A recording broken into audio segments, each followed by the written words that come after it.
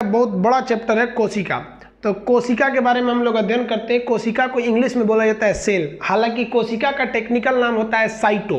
अब इस साइटो का अध्ययन करिएगा तो हो जाएगा साइटोलॉजी। तो कोशिका को जब भी बायोलॉजी में पढ़ा जाएगा तो सेल नहीं कहा जाएगा, सेल इसका इंग्लिश नाम है, बायोलॉजिकल नाम होता है साइटो।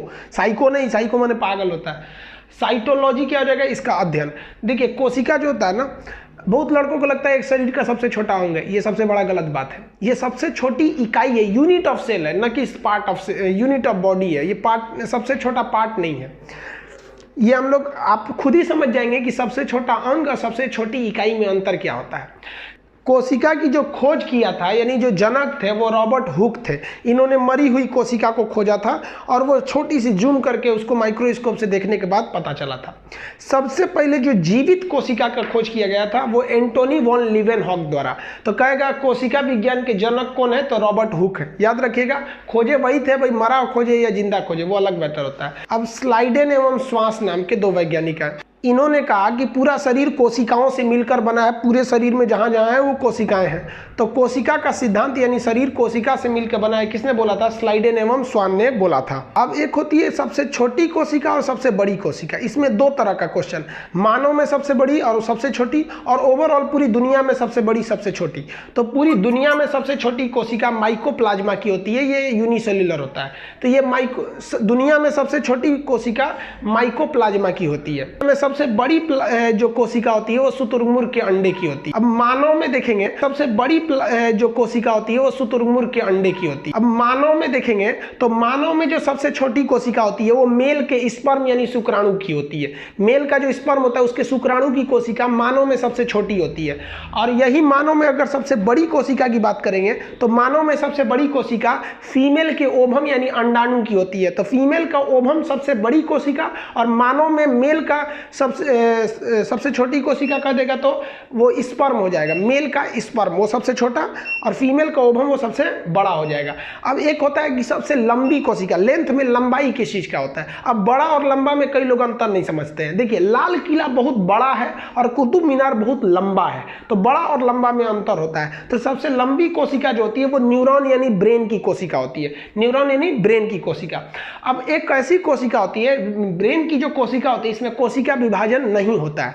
कोशिका विभाजन मतलब क्या होता है कि एक कोशिका टूटकर दो नई कोशिकाओं का निर्माण कर लेती है। जैसे मान लीजिए यहाँ कहीं एक कोशिका मर गई तो वहाँ खाली जगह हो जाएगा, तो बगल की कोशिका विभाजन कर जाएगी और 1 से 2 में बनेगी। तो देखिए 1 से 2 बन गई तो एक जो विभाजन हुआ है वो अपना जगह एक रख लेगा और जो मर गया एक उसका जगह पे चला जाएगा। तो क्षतिपूर्ति हो सकती है। जो ब्रेन की कोशिकाएं होती है ना, न्यूरॉन सेल, इसमें कोशिका विभाजन होता ही नहीं है। इसलिए अगर आपके ब्रेन के अंदर चोट लग गया ना तो वो ठीक नहीं होने वाला है। यहां मारिए तो ऊपर ठीक है चलेगा, और तेज मार दीजिए फूट जाएगा, चमड़ा खून निकलेगा सही है, और हड़ाहे मार दीजिए हड्डी फूट जाएगा ठीक है, और अगर हुमच दिए ना तो चला गया वो ब्रेन के अंदर, अब वो ठीक नहीं होने वाला है। इसलिए पुलिस ना आपको कहती कि बबुआ तू हेलमेट पहन, क्योंकि इसमें कोशिका विभाजन सेल डिवीजन नहीं होता है। एक बार लगा ना तो हमेशा के लिए डिलीट हो जाओगे, रिसाइकिल बिन में भी नहीं मिलोगे। समझ गया।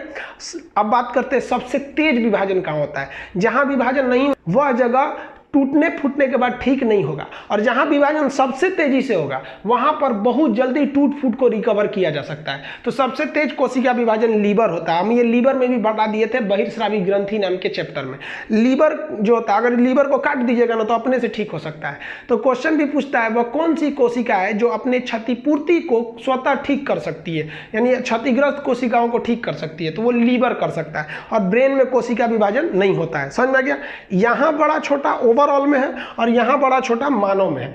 अब बात करते हैं कोशिका का मेन अध्ययन चालू करते हैं। जैसे देखिए अगर आप किसी ईंट को जोड़ते जाइएगा तो वो दीवार बन जाएगा। अब दीवार में तो ऐसा नहीं है केवल ईंट ही लगता है, सीमेंट भी लगता है, मसाला भी लगता है, बालू भी लगता है, लेकिन केवल ईंट का भी खड़ा कर सकते हैं, थोड़ा सा दीवार कमजोर हो जाएगा। तो मेन यहाँ देखिए ईंट को जोड़ेंगे तो क्या बन गया, दीवार। कई सारे दीवार को जोड़ेंगे तो क्या बन जाएगा, एक रूम बन जाएगा, कमरा। और रूम को सिस्टमेटिक सजा देंगे तो बन जाएगा घर। इसी तरह हमारा ह्यूमन बॉडी भी है। आप कोशिका को जोड़िएगा तो बन जाता है टिश्यूज यानी उत्तक। कोशिका को जोड़ेंगे क्या बनेगा, टिश्यूज यानी उत्तक। और उत्तक को जोड़िएगा तो बन जाएगा अंग। जैसे हाथ पर एक अंग है, आंख भी अंग है, जीभ भी अंग है, तो ये सब उत्तक है। सब हड्डी भी एक अंग है, वो भी उत्तक है। अब इन अंगों को जोड़ देंगे तो पूरा का पूरा क्या बन जाएगा, शरीर बन जाएगा। समझ में आ गया आप लोग को कोशिका, ये इतना चीज। इसका आप एक स्क्रीनशॉट लीजिए, आप फिर हम